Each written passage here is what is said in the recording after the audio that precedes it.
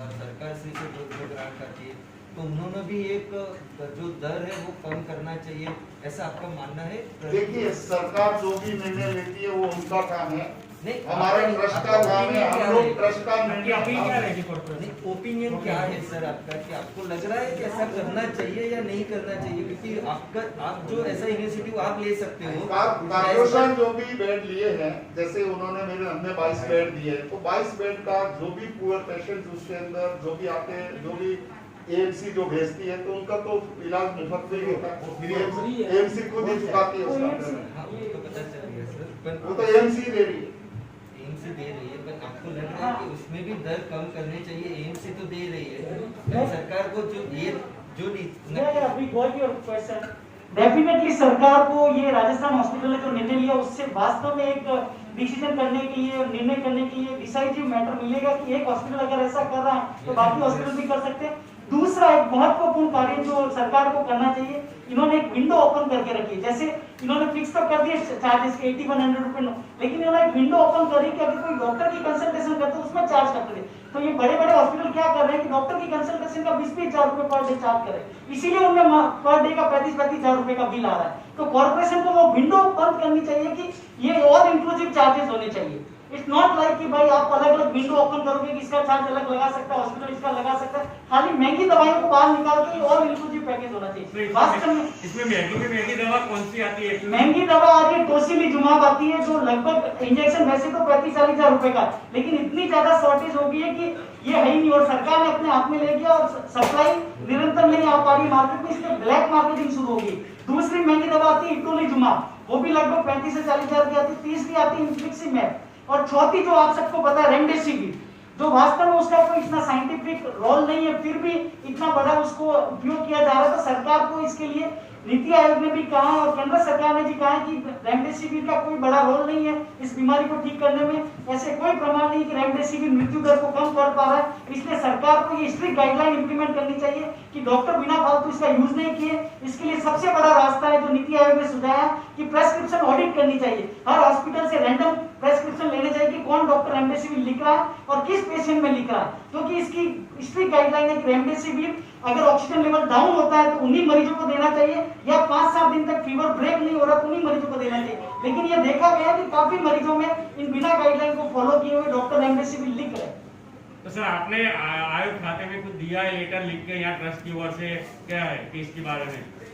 हमने जब ये रेमडेसिविर जो पहले ऑलरेडी उपलब्ध था, तो अहमदाबाद में सबसे सस्ता रेमडेसिविर का इंजेक्शन 765 रुपीज में हम लोग को उपलब्ध कराते थे।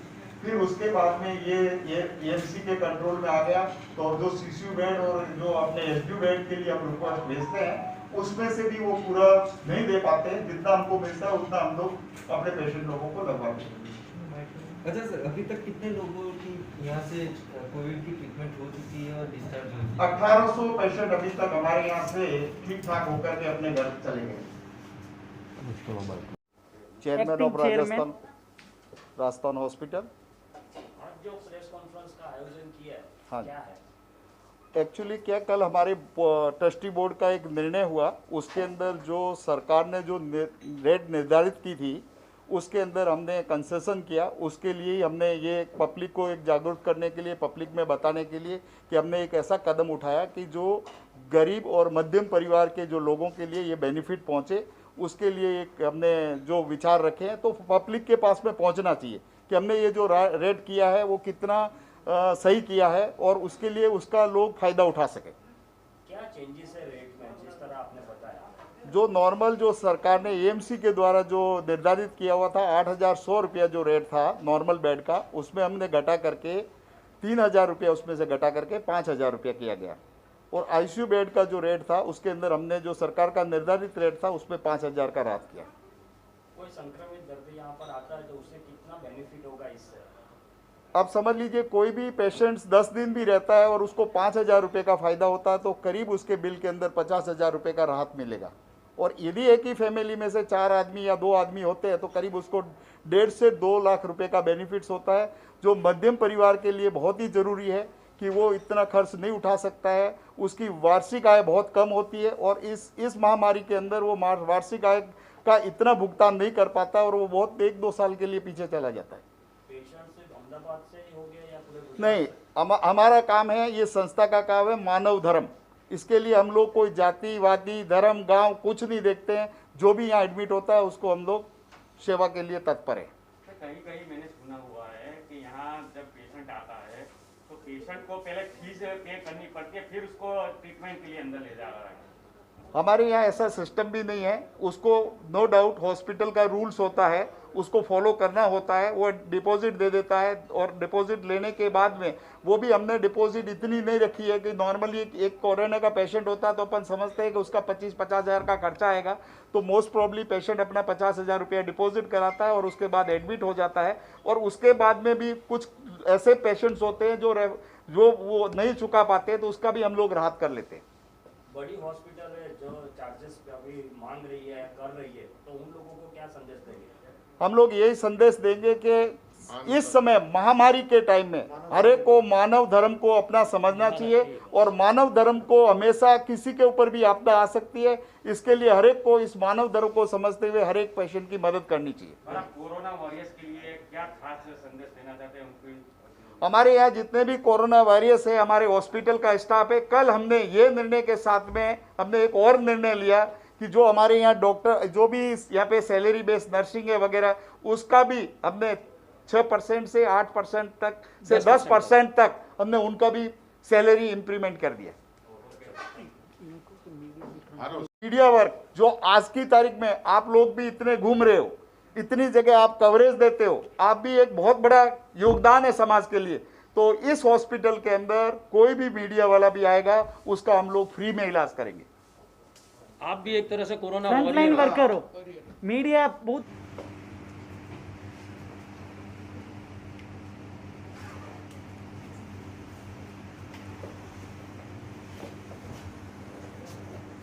सर जोरदार मैसेज पहुंचाइए पूरे समाज को, पूरे गुजरात को, पूरे देश को एक जोरदार। ऑब्जर्व रिकॉर्ड की बात है। ज्योतिष लोगों की ज्योतिष विद्या चली गई, डॉक्टर एनालिसिस वो भी चली गई। एनालिसिस क्या बताएं? बताऊंगा। कुछ नहीं मालूम। साइंटिफिक लोग में ये बोल रहे हैं कि भाई ये आएगा ऐसा होगा, तो अपने उसकी तैयारी करते हो। सेकंड वो नहीं, जो आया सर। इतना सारा कि ये सारी मेडिकल सुविधा जो भी एक